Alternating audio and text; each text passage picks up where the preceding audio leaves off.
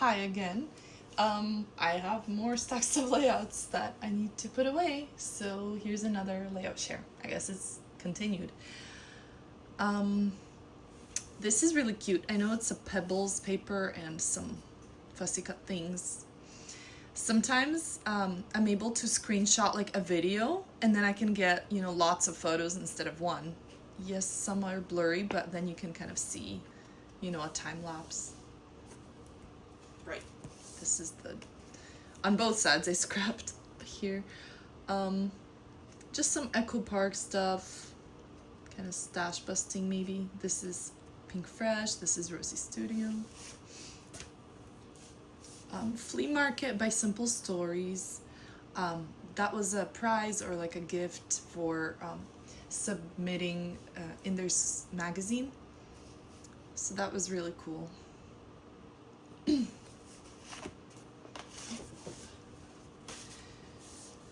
Here I was trying to use up some thickers and just alphas that I didn't have much of that maybe I can't make a word from anymore. So I just used it as a design element and made circles from them. Also used up lots of border strips. This probably was for an older challenge at the scrap room for Freaky Fast Friday. This is a pretty paper from Hobby Lobby, and I just used a large photo, ripped the sides, and embellished tone on tone with random stuff, mostly stickers. Here I was just using up scraps, layered them behind the photo, and I got this from somebody, like a crafty friend or something, this cut file. This is very simple for me and almost like minimalistic. I was considering adding more, but then I decided not to. I was like, actually, I kind of dig this. Not all my layouts have to be, the same or take the same amount of time or effort. Here's a large photo. I think this may have been for this may have been a design team layout for Scrapbook Generation, and I had gotten some Ellie Studio products for the first time, and I made some origami bows. There was a tutorial on Pinterest and kind of color blocked here. This was for sure a Paper Issues scrap lift. It was probably months ago, but I know there was like stamping. I don't have enough white space. I think it was more kind of condensed together, but hey, it got me using my stamps and stuff. This may have been for like a scrap room challenge, maybe a sketch, but I'm not exactly sure. I know this is a Simple Stories collection or multiple collections. So this is a cut apart paper that I didn't cut apart. It is fairly busy. That's why I try to kind of layer some stuff behind the photos so it maybe stands out, and I do try to make it choose more simple, like one color papers for behind that. If something's overly busy or just a little crazy, I guess it's fine because so is our life. Also some Ellie Studio things and color blocking or tone on tone embellishing. I do like using a shaped photo sometimes. It's just a little something different and out of the ordinary. I think this was for Scrapbook Generation, kind of like pocketless page. So I used a lot of scraps for this. I do remember that. This is Pretty Little Studio, and I just mainly embellished tone on tone for this. Also Pretty Little Studio, and this was for a sketch challenge with like sun rays. Here I used a heart punch and folded it in half to make petals for flowers. Oops, this is not in its place. Oh goodness. Okay, I'll work on that later. Pretty Little Studio. a large title. This is also fairly minimalistic for me, but I did like this watercolor piece that I had before. I had probably for years.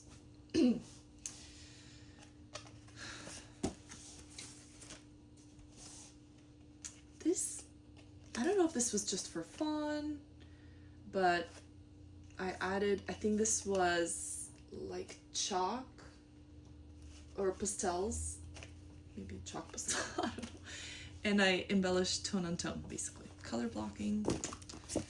This is the same type of origami bow that I had earlier. They were just smaller. And I love that, I don't think any of these products are necessarily like 4th of July or, you know, patriotic themed, but I just chose mostly red, white, and blue elements, and it does look, you know, red, white, and blue. This was definitely a Scrapbook Generation design team layout. It used a sketch. I just don't remember what the sketch bundle is from or anything. But I loved using lots of manufacturing strips behind, you know, just to add layers. This is fairly simple for me. I didn't want to, you know, block off too much of the love in the background, because then you couldn't tell maybe what it says. This is pretty simple. I'm not like too thrilled with it, but it's done, so whatever. Here I just used a lot of scraps from my scrap bin. I really like this. So with the busy pattern paper, I made sure to have some, you know, plain cardstock, and then this is tone on tone, so it almost reads as a solid. Have some cut apart 2x2 squares. This, I know I used some HipKit products here, like embellishments, and I do remember that it was for either a Freaky Fast Friday dimension challenge or a Make the Cut, also, where it gives you the dimensions for paper over at Cherry on Top.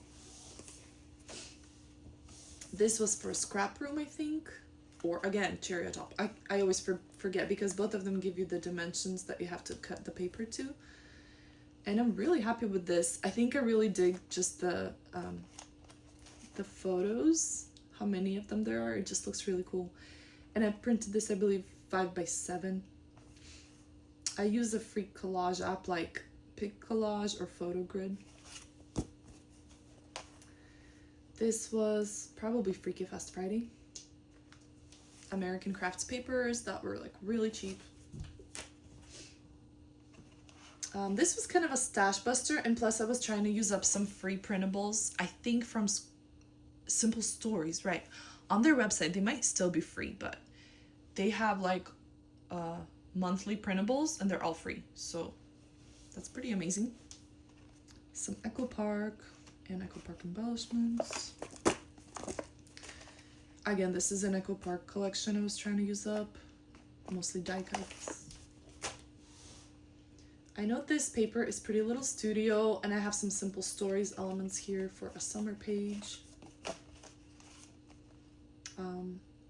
This was focusing on using scraps, and I also joined in, I think it was 2, 4, 6, 8 challenge at a Cherry on Top. So you have to use 2 of something, 4 of something, 6, and 8. And every other month it changes to like 1, 3, 5, 7. So check out that challenge on their forum or message board. This was one of those where like I didn't expect it to go this way, but I started with this stamp set from Echo Park, and before that I gessoed and added inks or paints with bubble wrap.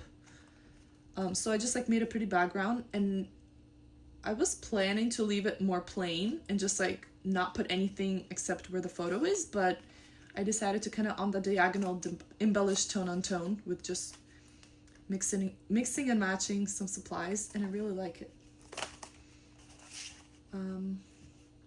I got, I think at Michael's, paper pad.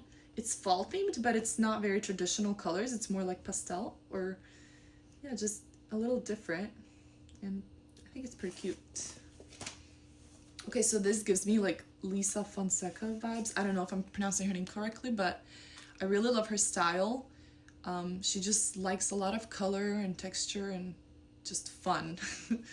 So check her out. She also makes really cute critters. I haven't done that in a while.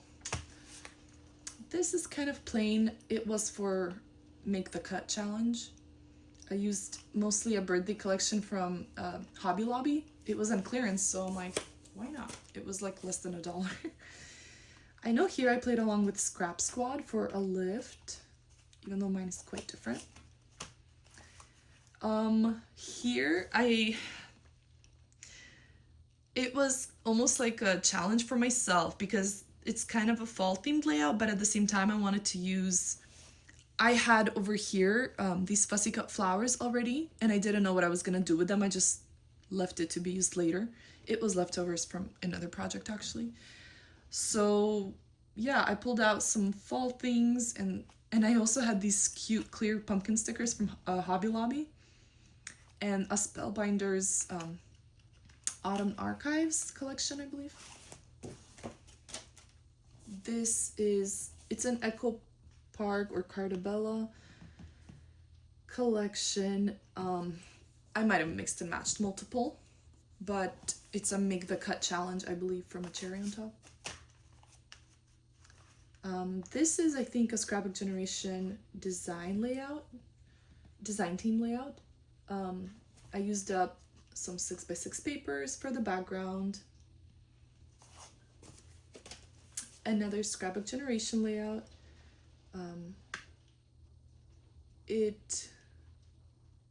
I don't remember again which bundle. It's a fairly new bundle they have, but the sketch had looked like strips of paper, but I decided to make it stamped. It's like a brushstroke stamp, so I just made it get bigger and bigger. And I actually have some fussy cut pieces that I had for a very long time, so I was really glad to use that up, and plus some pre-cut cut files I had ordered also that I had laying around for way too long.